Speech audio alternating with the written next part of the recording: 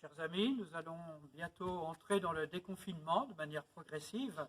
Qu'allons-nous garder de positif de ce confinement, de cette expérience que nous avons vécue?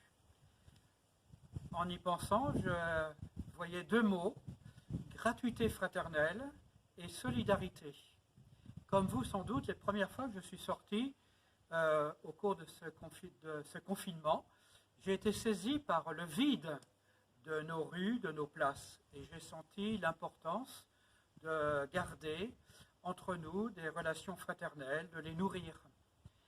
Et puis, le deuxième mot, c'est la solidarité, l'attention aux autres, à nos voisins, aux personnes seules, isolées, plus pauvres que nous peut-être, celles qui risquent de se retrouver dans le besoin après le confinement.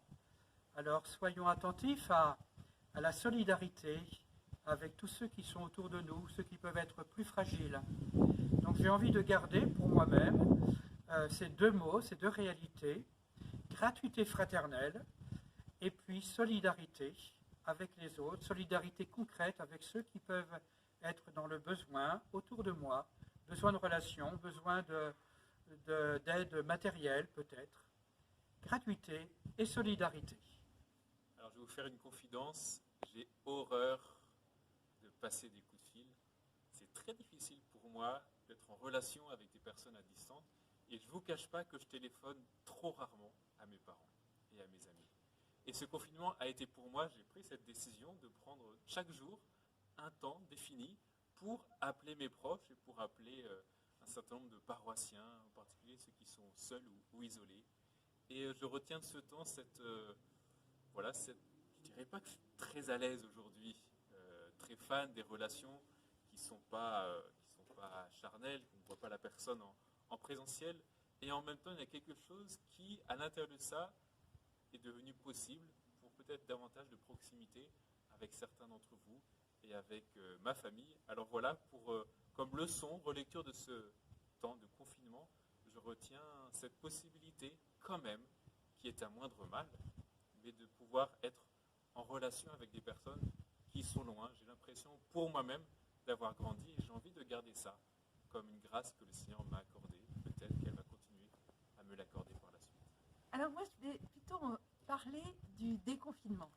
Et en fait, je me disais, ce déconfinement, c'est comme un virage à prendre.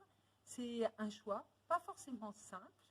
Et pour ma part, c'était trois choses auxquelles je pensais. Je pensais au changement, choisir de garder le meilleur.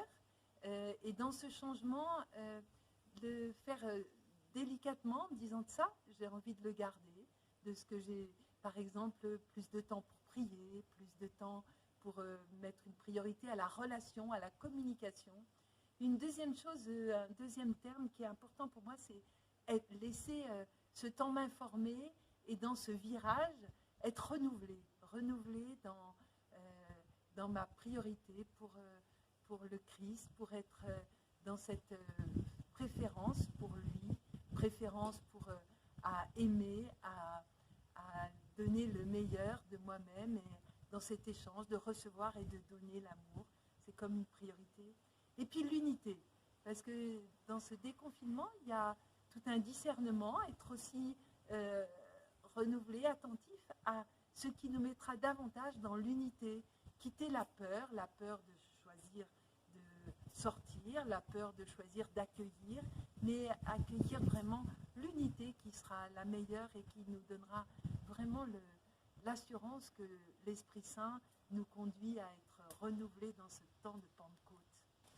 Et justement, pour nous préparer à vivre ce temps fort, un des temps clés de notre foi chrétienne, qui est l'accueil de l'Esprit Saint, qui est la Pentecôte, et il est de tradition de vivre une neuvaine, un temps de prière pour nous préparer à accueillir l'Esprit Saint.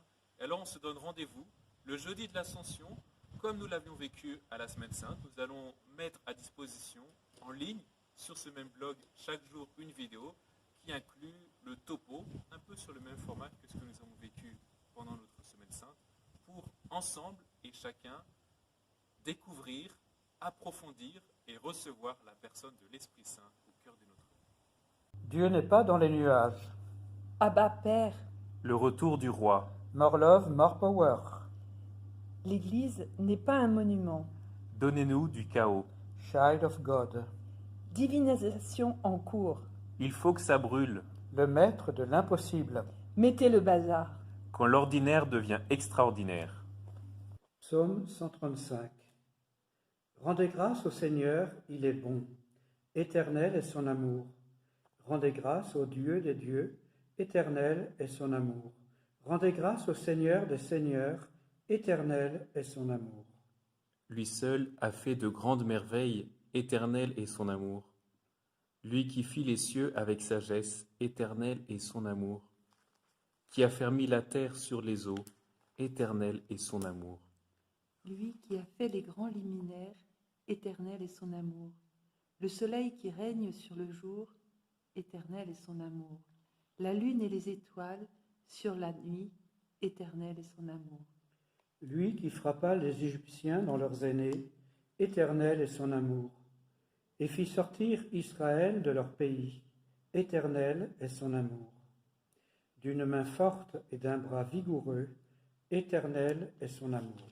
Gloire au Père et au Fils et au Saint-Esprit, pour les siècles des siècles. Amen. Dieu, qui a relevé le monde par les abaissements de ton Fils, donne à tes fidèles une joie sainte. Tu les as tirés de l'esclavage du péché, fais-leur connaître le bonheur impérissable. Que le Seigneur nous bénisse, qu'il nous garde de tout mal et nous conduise à la vie éternelle. Amen. Amen.